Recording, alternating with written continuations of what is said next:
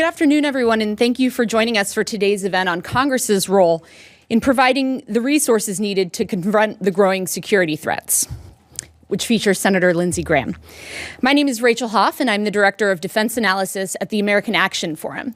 Today's event is co-hosted by AAF and the Foreign Policy Initiative, two think tanks that were founded in 2009 and have been active in important policy debates ever since.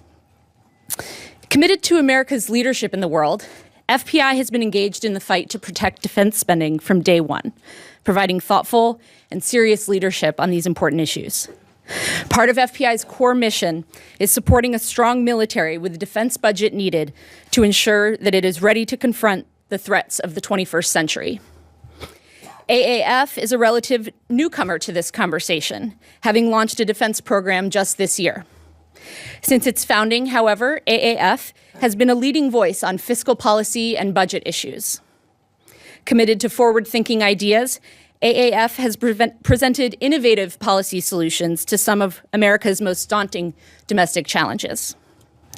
From these different vantage points, AAF and FPI have arrived at the same conclusion, that defense sequestration is a disastrous policy. Indeed, sequestration was never intended to be policy. It was a political threat, and its implementation represents the worst kind of political failure. As Congress debates a budget for fiscal year 2016, it has an opportunity to correct this mistake and provide our Defense Department with the funding it needs. We are honored to be joined today by two leading voices in the fight to fully fund our nation's defense needs. Senator Lindsey Graham, who will begin with some opening remarks, and Ambassador Eric Edelman, who serves on the board of directors for the Foreign Policy Initiative and will moderate a conversation with the senator afterwards. Senator Graham is uniquely positioned as a leader on defense spending issues, serving as both a member of the Armed Services Committee and the Budget Committee. Additionally, Senator Graham is a colonel in the U.S. Air Force Reserve, having served 6 years of active duty prior to coming to Congress. First elected to the House of Representatives in 1994, he's been elected to the United States Senate, representing South Carolina 3 times, most recently in 2014. Here in Congress, he's been a constant advocate for our men and women in uniform. I ask you to join me in welcoming Senator Graham.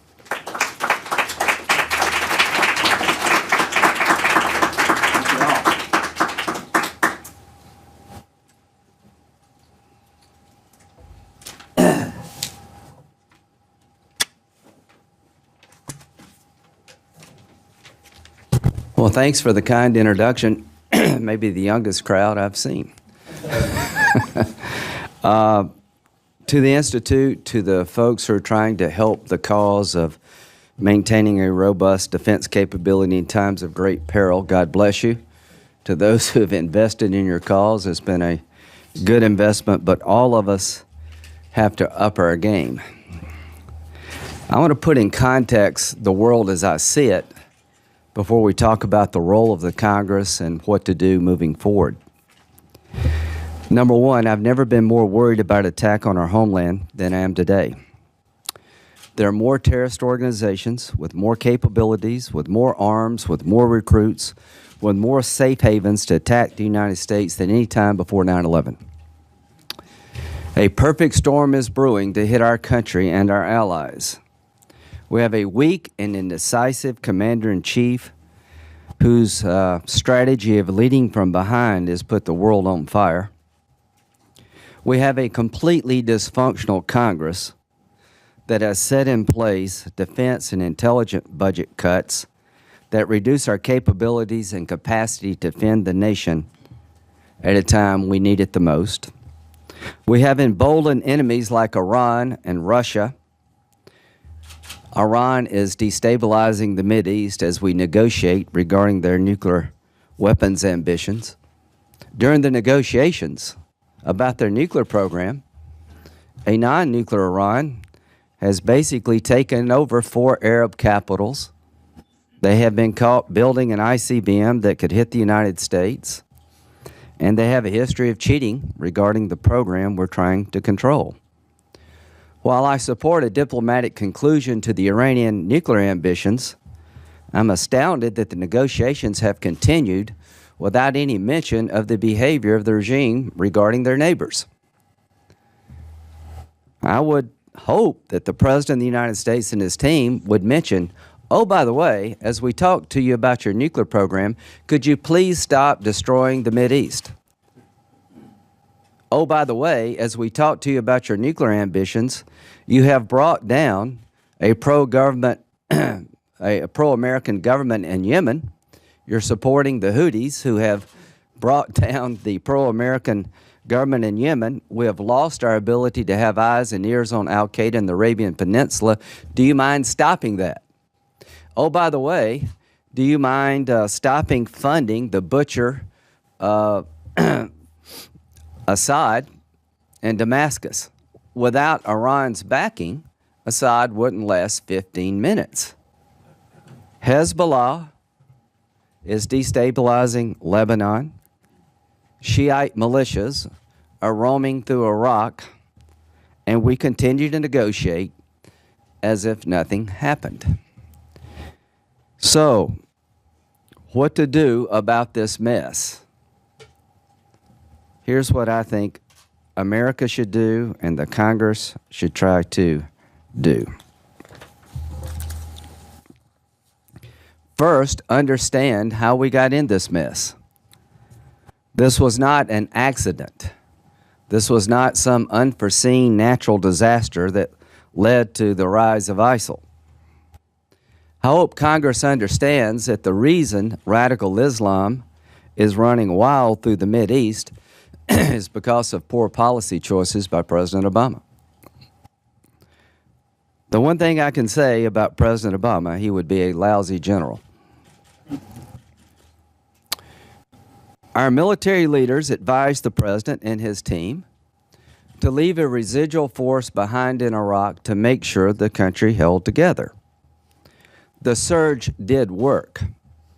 When you see an Iraq war veteran, please tell them, job well done, because under General Petraeus' leadership, we had al-Qaeda and Iraq on their knees, and we were seeing progress economically, politically, and militarily, and the entire military command infrastructure advised our president to leave a residual force behind of at least 10,000.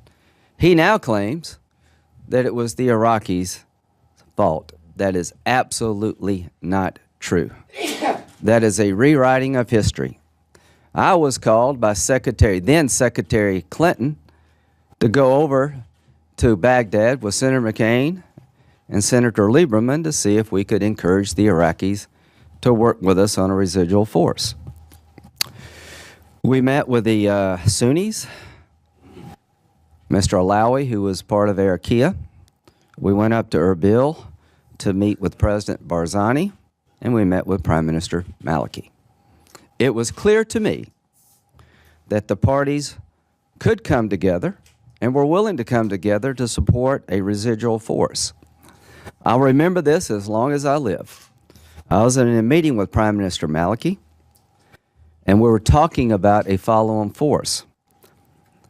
When it was my turn to speak, he said, Senator Graham, how many troops are you talking about? I turned to Ambassador Jeffries, I believe it was at the time, and General Austin, the commander, and I said, well, guys, what's the number? We're still working on that. So you send 3 United States senators to talk to the Iraqis, and when they ask a basic question, how many troops do you envision leaving behind, they could not give us an answer. When the president tries to spin this, that the Iraqis rejected a follow-on force, the historical record does not bear that out. There was a constant effort by the White House to reduce the number, and General Dempsey testified to the cascading effect of the force being reduced, not from the military side of the house, not because the Iraqis said that's too many people, but because of the White House always reducing the number. It got down to below 3,000 troops, around 2,500, and still falling, to the point that the force to be left behind would be ineffective. So, Mr. President, you got the answer you wanted. And during the debate in 2012, when Governor Romney said, well, I would support the decision by the president to leave up to 10,000 troops behind, he said, I never said that. After the troops were withdrawn, President Obama and his team claimed victory, and the now Deputy Secretary of State, Mr. Blinken, said Iraq has never been in better shape. Everything that our commanders warned, everything that Senator McCain and I said could happen, did happen. And to those who fought in Iraq, it is not your fault. This is the fault of the President of the United States, who was more concerned about a campaign promise than he was making a good, sound decision. So the unraveling of Iraq occurred because Barack Obama refused to accept sound military advice. Al-Qaeda in Iraq is the predecessor to ISIL. At the same time, the people of Syria were demanding that Assad go. They took to the streets not as Sunnis, but as Syrians, to demand the change of a regime. The entire Arab Spring was on the march. Assad was on the ropes. President Obama's entire national security team advised, now is the time to create a no-fly zone and provide capacity to the Free Syrian Army. President Obama rejected the advice of his entire national security team, and that allowed the vacuum to be created that exists today. That allowed the Free Syrian Army to be attacked not only by Assad, but by radical Islamists. That allowed the unraveling of Syria. And when Hezbollah, at the direction of Iran, came to Assad's aid, in that same moment, we pulled the rug out from under the Free Syrian Army. And what you see in Syria today is a stronger Assad, a decimated opposition, a safe haven for the most radical and lethal terrorist army ever created, ISIL. If that's not enough, when the president decided to draw a red line against this barbaric regime that Assad is running regarding chemical weapons, Assad crossed the line. The president threatened military force, never acted, got a chemical weapons deal instead that has not slowed down Assad's ability to maintain power and murder his people.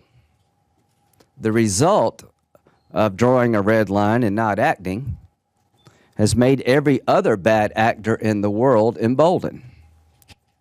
The lesson Putin learned is Obama is all talk.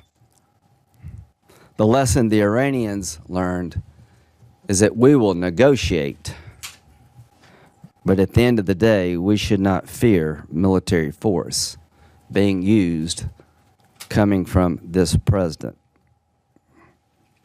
So what you see today is a result of bad policy choices, not accidents, and the combined threats that I've described, a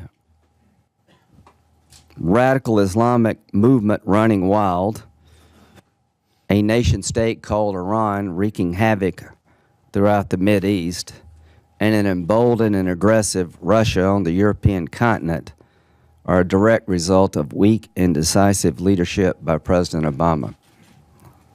The role of Congress is to make it worse, apparently. To my Republican friends, get ready for some criticism coming your way. At a time radical Islam is on the march, rogue nations like Iran, North Korea, and Russia are building up their capabilities. China is expanding their military, influencing their neighbors through intimidation. The Congress has decided to put in place budget cuts that would reduce our military capabilities to all-time modern lows. What's the role of Congress? Apparently, to assist our enemies and weaken our ability to defend ourselves. We have an $18 trillion debt. I will talk about that in a moment. It is a threat to our national security and to our way of life. But the Sequestration Budget Control Act was a unique congressional action. It did not do anything to solve the debt problem. It destroyed the ability to defend the nation on multiple fronts. Only Congress could have come up with that construct. Over the next decade, we're going to spend about $47 trillion, and we're trying to cut $1.2 trillion out of that $47 trillion. That's a noble effort. We formed a super committee to find a way forward. This was around increasing the debt limit. Calling it a super committee did not get us to where we wanted to go. The super committee performed like every other committee. It failed. I'm not criticizing the members, I'm just saying the result of the super committee failure has led to what we have today. On the path to having the smallest army since 1940, the smallest Navy since 1915, an incredibly small Marine Corps given the need for the Marine Corps, and an Air Force who is being gutted. The Budget Control Act sequestration clause was an effort to make the super committee find consensus. And it was viewed as something so bad that nobody in their right mind would allow it ever to come about. Having been here for a while, I assume the worst about what Congress can do, and I'm seldom let down. From day one, I said, wait a minute, what if it does fail? To my Republican friends, Ronald Reagan must be rolling over in his grave, because what you did in conjunction with Democrats is you set in place a mechanism for the destruction of the Department of Defense and other defense assets at a time we need them the most. In other words, the Republican Party abandoned its traditional view that defense spending and defending the United States is not just one of many functions the federal government engages in, it is the key function. Sequestration is evidence to me that for a while at least, our party has lost its way. So when you have a weak and indecisive Democratic president and a Republican Party that doesn't understand what it used to understand so well, America is at risk, unlike any time I've seen since my 33 years in the military and 20 years in the Congress. I intend to do what I can as a member of Congress to straighten this out. I need your help. We need to go on offense. Let's start with fixing the budget problem that was created in a bipartisan fashion. The BCA numbers, if they're not changed, are going to lead to the destruction of not only the Defense Department, the intel community, but reduce the capability of the FBI to deal with a growing threat, I think equal to radical Islam in many ways, and that's a cyber attack. Everyone tells me that a Pearl Harbor on the cyber front is growing more likely every day. How does the Department of Justice, the CIA, the FBI, and the other assets we have to defend against a cyber attack, how do they build up capability when their organizations are being gutted? On the discretionary side, we're spending at 2008 levels. To those who believe we have a national debt problem, you're absolutely right. But sequestration does not move the debt needle at all because it did virtually nothing with entitlements. It literally took us backward in terms of securing the nation and did not move us forward in terms of getting out of debt. It was the most ill-conceived idea in a body that is known for ill-conceived ideas. The first opportunity to change course is coming soon. To Senator Murray and Congressman Ryan, thank you for a short-term fix. Well done, but your work product expires fairly soon. We now have new budget leaders. The Republicans are in charge of both houses. Here's my challenge to the new Republican majority. Show the country that you believe, like Ronald Reagan and Lindsey Graham and many others, that defending the nation is the priority of the federal government and no one else can do it except us. And that you cannot defend the nation without capability and capacity. And that you see the path we are on as destructive. As Leon Panetta said, sequestration is the equivalent of shooting yourself in the head. While I want to deal with the national debt, I will not sit on the sidelines and watch the defense infrastructure we need so desperately be gutted. I will not be a Republican who votes for a final budget deal that spends less than Barack Obama. That would be hitting bottom for me. We're not going to hit bottom with my vote. Senator Ayotte and I have a provision in the budget resolution, a deficit neutral reserve account that could be used in a bipartisan fashion to replace the sequestration cuts with things more palatable. Here's the outline of the way forward. We need to replace the $540 billion left on sequestration. We could leave some in effect to push efficiency, but the lion's share has to be bought back. I'm not forgiving the cuts. I would like to replace them.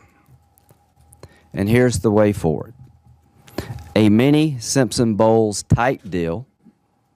The deficit neutral reserve account will allow us to close some deductions, reform the tax code to generate some revenue to buy back our defense capability. And to those in my party who worship the tax code more than the Department of Defense, we're going to have a struggle with each other. The question is, are there deductions and credits and policies in the tax code that are simply bad government that should be eliminated anyway? And would you be willing to eliminate some of that bad policy and take the money that's given to the few at the expense of the many to save the Department of Defense? I hope the answer will be yes. To my Democratic friends, you will be challenged also. Some of this savings, the lion's share, must come from entitlement reform that's long overdue to begin with. As a nation, we give a retiree who makes around $200,000 a year in retirement a $109 a month subsidy from the federal government, money borrowed from your grandchildren, to pay the Part D prescription drug premium.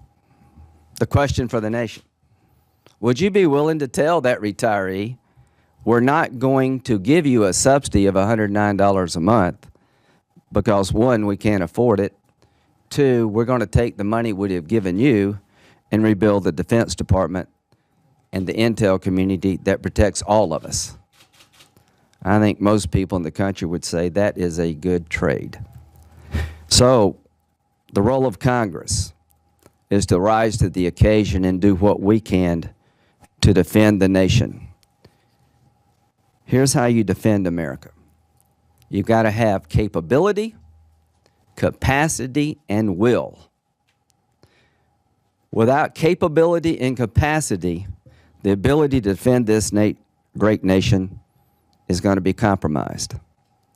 I am not looking for a fair fight in the future. I'm looking for an overwhelming advantage against any enemy we may face. I am looking for capabilities the enemy does not possess and large enough amounts that we can deal with more than one threat at a time.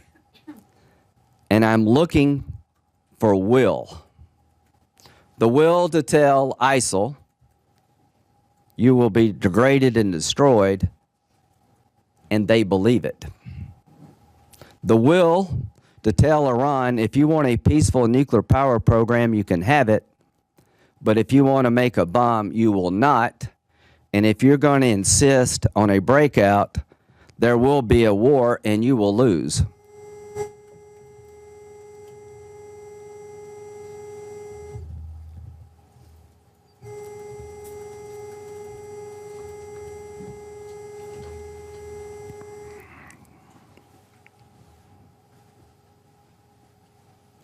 I don't want a war with Iran or anybody else, but I want a nation that can tell the Iranians and other bad actors, stop. My biggest fear is that we're headed toward a deal with Iran that will create a threshold Iran when it comes to nuclear capability, and we will give them the same type deal we gave North Korea, and we'll have the same type outcome. The role of Congress. We created congressional sanctions, and we should not allow them to be negotiated away by the president without our agreement. The reason I signed Senator Cotton's letter is that when President Obama vetoed the legislation, threatened to veto the legislation that was bipartisan in nature that would require congressional review of any Iranian nuclear deal before congressional sanctions could be lifted. When he threatened to veto that piece of legislation, he was telling me and the body, I really don't care what you think about the policies that you created. So I thought it was time to let the Iranians know, the president, and anybody else in the world that's listening, that there will be no relief to congressional sanctions without Congress having a say. And any congressional body that would allow that to happen, regardless of party, has made a huge mistake. If the Iranians walk away, we will pass Kirk-Menendez. If the Iranians break out, they should know that military force is on the table to stop that breakout. If there is a good deal, I will vote for it because it will be a blessing. If there's a bad deal, I will reject it with the understanding, keep trying to get a better deal. If there's a breakout, I hope President Obama has the will to stop that Iranian breakout. If there's a war with Iran, it will open Pandora's box. They can hit us in multiple ways. They can wreak havoc in the Mideast for a while. If they get a nuclear capability, you will empty Pandora's box. That's the world in which we live. A nuclear-capable Iran will lead to a nuclear arms race in a region where we need that the least. Every Sunni Arab state that has the capability will possess a weapon of their own over time, and it's just a matter of time that that technology falls in some terrorist hands. The worst nightmare of all is a nuclear arms race in the Mideast, and a bad deal with Iran will ensure that. We live in incredibly dangerous times. Things are getting worse, not better. But the good news is we can turn it around. As to ISIL, unless you deal with them in Syria, you'll never be successful in Iraq. I will not support the authorization to use military force drafted by the Obama administration. It was crystal clear yesterday in the hearing with Senator Corker that the authorization is fatally flawed. The current strategy is to train the Free Syrian Army to go into Syria and destroy ISIL. People are volunteering for that job, but they will eventually turn on Assad because he has destroyed their country. I asked a simple question. What happens to the Free Syrian Army members we train when they go into Syria and fight ISIL, and Assad sees one day they will turn on him, and he launches an air attack? Can we defend the people we train? And they said no. So any authorization to use force that will not allow us to neutralize the air threats that any group going into Syria would face from Assad is not only militarily unsound, it is immoral. And it shows that the president doesn't have the will to destroy ISIL. It shows that this strategy is fundamentally flawed, and the only explanation that I can give you is he doesn't want to go after Assad because he's afraid it will affect the Iranian nuclear negotiations. When the president wrote a letter to the Ayatollah saying, our air campaign is not directed at Assad, just at ISIL, that was a reassurance to the Ayatollah, we're not going to mess with your guy.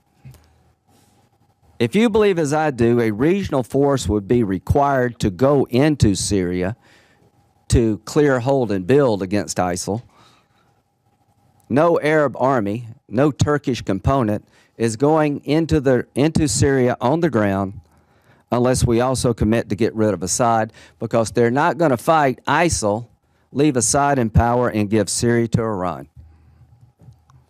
This is the most illogical strategy I have ever witnessed. It makes no military sense. You cannot win and destroy ISIL if you don't have a strategy regarding Syria. And what breaks my heart is that the major military operation going on in Iraq today is led by the Iranians. If you asked me a year ago that Soleimani and his cohorts would be leading the operation to take Tikrit back, and we're there doing nothing, I would not have believed it. Fix sequestration before it's too late. Come up with a sound policy that will actually degrade and destroy ISIL before it's too late. Let the Iranians know that they can have a peaceful nuclear power program, but not a bomb before it's too late. Let Putin know that he cannot continue to gobble up his neighbors before it is too late. How much time we have, I do not know. But here's what I do know. Whatever time I have left will be dedicated to the following proposition: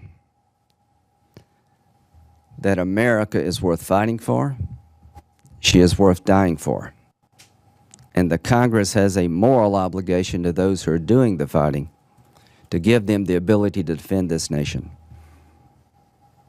And that where we see weakness by this administration, we have a duty to push back. Where we can find consensus, we have a duty to find that consensus. I will end where I began. I've never been more worried than I am today. But I'm going to take that worry and turn it into action. I'm going to let the Republican Party know that if I cannot see a pathway forward in replacing sequestration in a reasonable fashion, I will vote no to a budget deal that in the end spends less money on defense than Barack Obama. To the President, you will not deal us out when it comes to the Iranian negotiations. I will help you where I can, but I will not sit on the sidelines and allow you to negotiate an end to congressional sanctions without congressional input. Thank you.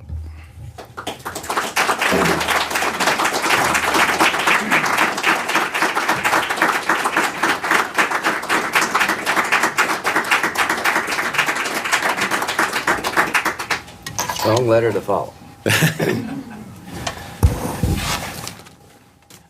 Well, Senator Graham, it's a privilege to be here with you and to have heard that speech. It's actually a little hard as the moderator to pick up the conversation because I was trying to see if there was some point of disagreement in there that I could find that would allow me to weigh in, but I wasn't able to find one. But because you were, I think, really bipartisan in the criticism that you level, let me start with a sort of bipartisan point. In addition to the other things Rachel mentioned about my CV, I just finished a year and a half of service on the National Defense Panel that was empowered by the Congress to provide you all with a second opinion on the Department of Defense's Quadrennial Defense Review of 2014. And our report, I think, was broadly in agreement, and it was a bipartisan report. The panel was led by former Secretary of Defense Bill Perry and General John Abizaid. And the lead drafters of the report were myself and my successor in the Obama administration, Michelle Flournoy. And we reached the conclusion that the BCA and sequestration were a serious strategic misstep for the United States, and that not only should sequester be relieved and the BCA caps repealed, but we said that as a minimum, the DoD top line should go to the FY12 budget submitted by then Secretary Gates, which would provide about more than $100 billion of relief over what is now being talked about marking to the BCA number by the leadership in the other body. My question to you is, how high does the number have to go in your estimation? Now, you talked, I think, quite eloquently about the cuts and the impact that they've had, but people are going to say, how much is enough? What is the number? Well, don't you think we should have an apples-to-apples comparison as our guide? GDP spent on defense, does that make sense as a good comparison? What has been the historical averages since Vietnam that the nation has, on average, spent to defend herself? It's well over 3%, probably closer to 3.5%. If sequestration is fully implemented, where will we be at the end of the 6-7 year window? 2.3% of GDP. Now, tell me, how can we justify spending 2.3% of GDP on defense given the threats we face? I don't see a peace dividend coming. So there's a perfect storm brewing internationally. As radical Islam runs wild throughout the region, as Iran destabilizes the whole region under sanctions, as Russia gobbles up its neighbor, the entire free Western world is reducing their defense capability. In Great Britain, there's a huge debate going on about maintaining 2% of GDP on British forces. When you look at the 20-plus NATO nations, how many spend 2% of GDP on defense? This is the bulwark of freedom, NATO. We are the leading light of freedom. We represent the best hope of mankind in the United States. Leading from the front is the right place. You can see better. Leading from behind, you can't see very well. So, how about this, Eric? Let's have as our guide to get back to at least what would be an average amount to be spent. But to those who believe the Pentagon is not sacrosanct in terms of reform, count me in. I would gladly help Senator McCain do acquisition reform. Do away with cost-plus contracts and have fixed-price contracts where you can. I've been a military member for 33 years. If I don't get court-martialed, I'm going to retire in August after 33 years. It is now time to look at pay and benefit reform. The commission did a pretty good job. We got to make TRICARE more sustainable. We got to come up with a new retirement system that will be generous but sustainable. So when I talk about spending more on defense, I'm not oblivious to the fact that the Defense Department can be made more efficient, and about half the money we spend is on personnel, and we haven't had personnel reform in 70 years. But what I will not tolerate is a top-line number that doesn't reflect the threats we face and is below historical averages. I will not tolerate a 420,000 person Army. And when you look at how big the Army should be, you got to look at the following. Should we leave troops behind in Afghanistan? How many of you believe it'd be smart to leave at least 10,000 behind until the place gets better? If you didn't raise your hand, you went to the wrong meeting. If we take Iraq back, which I hope we do, and we don't leave a residual force behind the second time, it'll happen all over again. Do you have any idea what awaits us in Syria? The country has been completely decimated. If we destroy ISIL on the ground in Syria, how do you hold? How do you go in on the ground in Syria without some American ground component integrated into a regional force? I appreciate our allies in the region, but I'm not going to outsource defending a nation to armies that can't defend their own nation. So if you had this mythical Arab army formed, we'd have to be part of it. We have capabilities they don't have. And I'm not looking for a fair fight with ISIL. I want to beat them as soon as possible. But how do you hold the territory? You're going to have some of us over there to keep these guys from shooting each other until they can find a political reconciliation. The amount of reconstruction to be done in Syria makes the aftermath of the Iraq War, first Iraq War, look easy to the American people. You need to get ready for a generational struggle against radical Islam. You need to accept the fact the only way to defend the homeland is to have forward deployed forces keeping the fight over there so it doesn't come here. You need to buy into the idea that when we're stationed over there and our intel communities can operate in country, we can see and hear things we can't see from here. We can gather human intelligence from being over there that you can't gather from here. Having lines of defenses over there makes us safer. So to those who are saying you can fight this war without any of us leaving the country, you have no idea what you're talking about. And to those who said we shouldn't have left any troops behind in Iraq, there were Republicans who said that too. They didn't know what they were talking about. To those who objected to helping the Free Syrian Army and having a no-fly zone 3 years ago when it would have mattered, you were wrong. And they're Republicans that were wrong. And some of them are going to run for president. And we'll have a great discussion about how you were as wrong as Obama. Any other questions? I might have one or two. I can't imagine who you were talking about in that last comment. You made a very important, I think, constitutional point, which seems to sometimes fall out of this discussion. And I wonder if you would comment on how widely shared you think that view is on both sides of the aisle at this point, which is that the Constitution actually directs you and your colleagues to protect the United States against invasion and provide for the common defense. That is obligatory. All the other things that you are authorized by the Constitution are things that you may do. But that frequently doesn't get mentioned in this discussion. How widely spread do you think people have that view?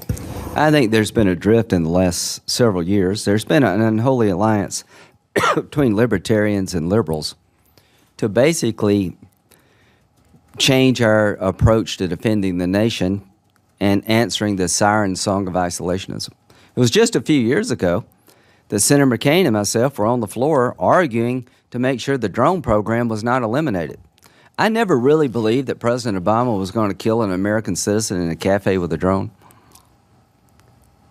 And I was going to sell drone insurance. If you gave me $10 a month, I would pay you $1 million if your government killed you by using a drone in a cafe in America. The bottom line is we were trying to change our policy to say that an American citizen who allies with a radical Islamic group, Al-Qaeda or any other organization, that you were just a common criminal, that we could not use military force without a court order. There were people in my party saying that Anwar al-Awlaki, the head of Al-Qaeda in Yemen, who was an American citizen, that the President of the United States could not use lethal force to deal with that threat without getting an order from a federal judge. That was nuts. Those days, I hope, are behind us, but it'd be part of the debate. Going forward, I hope we'll look at the Constitution in this regard. We swore to protect and defend the Constitution against all enemies, foreign and domestic. Well, I can't think of a more dangerous enemy than ISIL. They're not exactly buying in to freedom of speech, religion, or anything else. Iran with a nuclear capability is the ultimate nightmare. So I hope that we will take seriously our requirement to regulate the land and naval forces, to appropriate money, and the House has the ability under the Constitution and the requirement to lead the appropriations process. To my colleagues in the House, Republicans are in charge. The world is looking at you now as a Republican-led body as to where your priorities are. So to the leadership of the House, where are your priorities? What kind of budget are you going to pass? Are you going to continue this race to the bottom in terms of defense capability? Are you going to wake up and become the party of Ronald Reagan again? I want to have one more defense question before I ask you something about Iran and some of what you just were talking about in terms of the ultimate nuclear nightmare and the negotiations. You talked about the requirement for, in your remarks, for capability, capacity, and will. And in the Strategic Choices Management Review that Secretary Carter led when he was Deputy Secretary of Defense, which became the basis for the Quadrennial Defense Review, there seemed to be a clear effort underway to say we need to prioritize future capability at the expense of current capacity. Right. Essentially, your speech, I think you were saying we don't have the luxury to do that. We have to have both. Could you comment a little more about that? Right now, you're having to deal with the modernization account, the readiness account, the operational maintenance account, just the whole thing together. When you deploy people to Afghanistan and Iraq, you're going to give them the best equipment because they're in harm's way. Well, something has to give when you have this small amount of money to spend. The benefits we've reaped in the 90s in the first Gulf War were a result of spending in the 80s. The stealth technology that gives us a dominant capability over our enemy took a generation to create. And we have cost overruns, and we should be very sensitive to that. But here's the problem. You're not building widgets here. You're building state-of-the-art, innovative, cutting-edge defense technology, and sometimes you fail.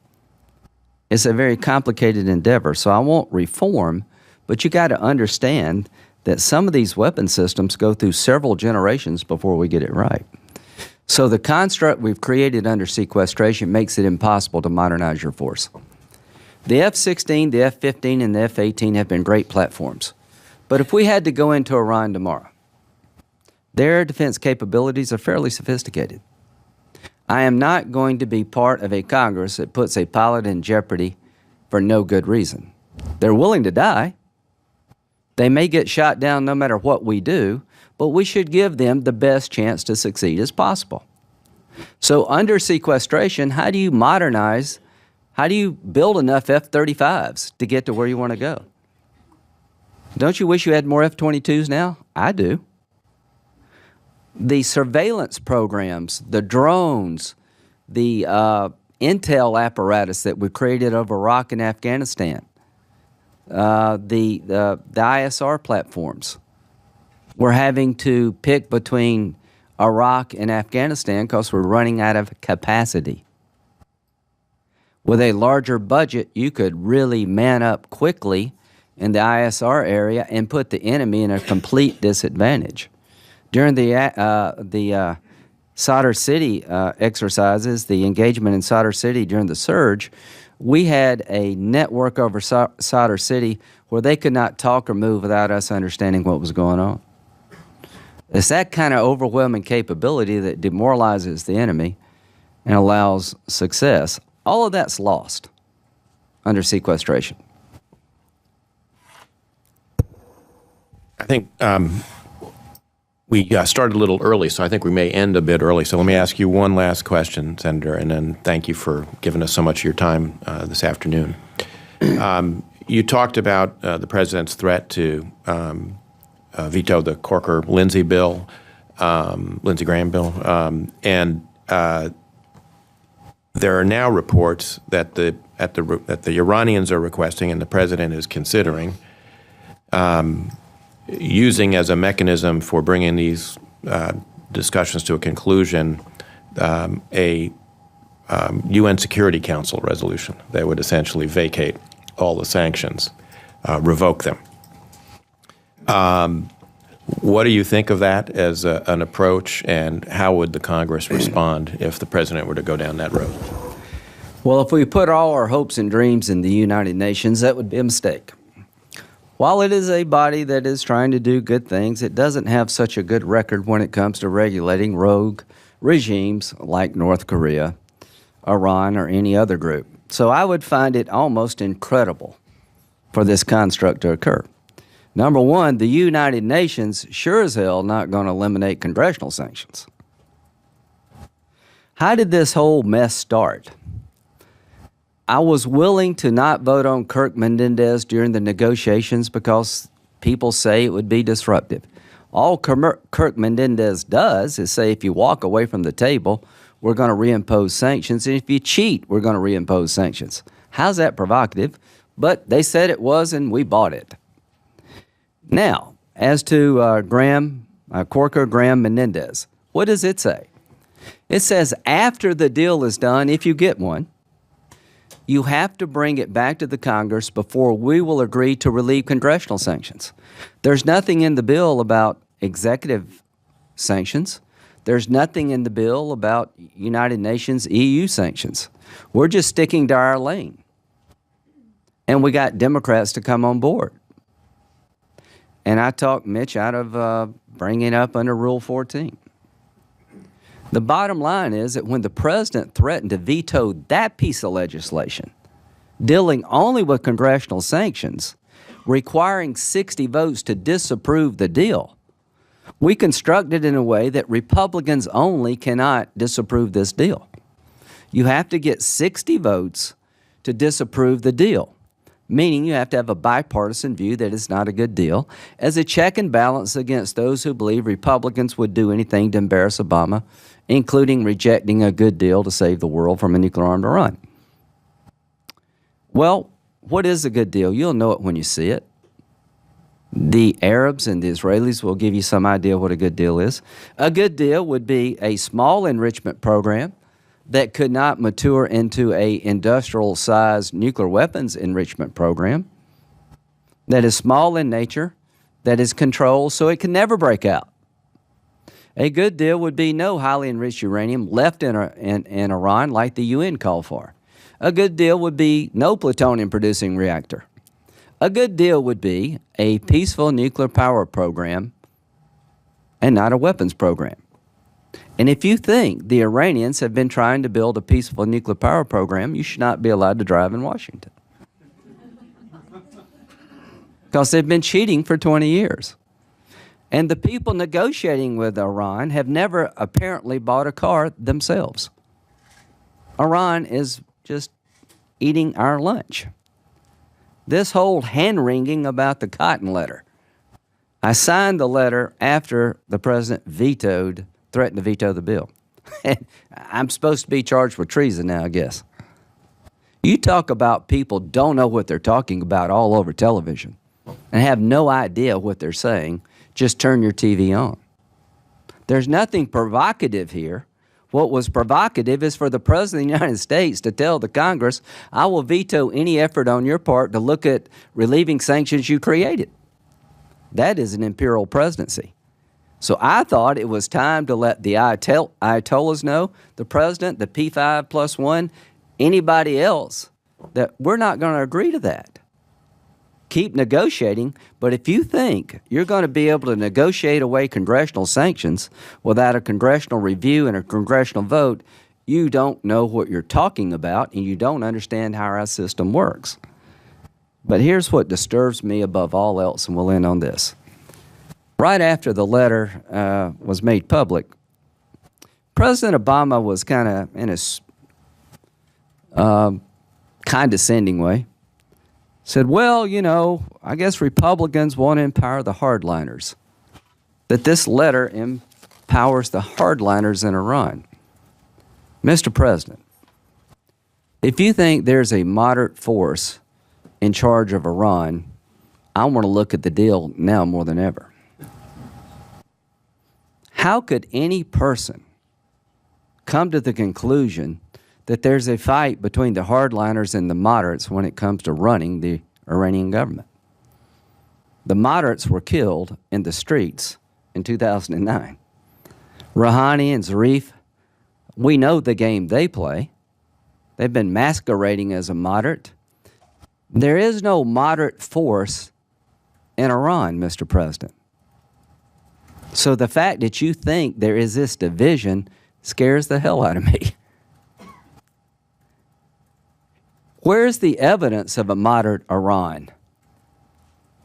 Is there a moderate Iranian force that has any say in Iran? Look at what they're doing while you're negotiating with them. They're building ICBMs. They have taken down the pro-American government in Yemen and shut us out when it comes to watching al-Qaeda in the Arabian Peninsula. They're backing Assad, who has murdered 220,000 of his own people and is about to put the whole Mideast on fire. The King of Jordan and everyone else in the region is affected by Assad's effort to maintain power by slaughtering his people. Hezbollah, not long ago, attacked Israel. They're destabilizing Lebanon. And Shia militias are running wild in Iraq, killing Sunnis as I speak. And you have not said one word about this. So President Obama is not only weak and indecisive when it comes to Iran, he's completely disconnected from reality. And our Secretary of State, who I like, I think would do things differently if he could. But when he said yesterday to Senator Rubio that our desire to get a deal with Iran has no effect on our actions against ISIL, that's just not true. The Arabs and the Turks have told us we're not going into Syria with you unless you put Assad on the table. The President of the United States wrote a letter to the Ayatollah saying our military actions in Syria are not directed toward Assad. The only reason he did that is to not alienate the Ayatollahs when it came to their puppet Assad. So John Kerry, unfortunately, doesn't know what he's talking about. Because clearly, this obsession not to alienate the Iranians to get a deal that Israel is worried to death about, and I'm worried to death about, is allowing ISIL to thrive. The reason we will never go in on the ground effectively in Syria is because Obama doesn't want to deal with Assad, and I would conclude with this. If you had any doubt about this, it was all resolved yesterday. Who in their right mind would authorize military force with the following limitations? The goal is to degrade and destroy ISIL. We will train Free Syrian Army elements to do that. We're going to send them into Syria with the understanding they can only fight ISIL. But when the most logical thing to occur does occur, which is that Assad will attack them so they one day cannot turn on him, we do not have the authority to protect the people we trained. Not only is that immoral, that's militarily unsound, and it tells me above all else that our fixation on not going after Assad, which is required to stabilize Syria and the whole region, you'll never have peace in the region as long as Assad is there, is driven by this desire not to alienate Iran. If you made this a book or a movie, nobody would buy it. So the role of Congress is going to be to check and balance what I think is an ill-conceived strategy regarding Iran, and we will not allow congressional sanctions to be negotiated away by the President of the United States, and we sure will not allow the United Nations to negotiate away congressional sanctions. Thank you. God bless.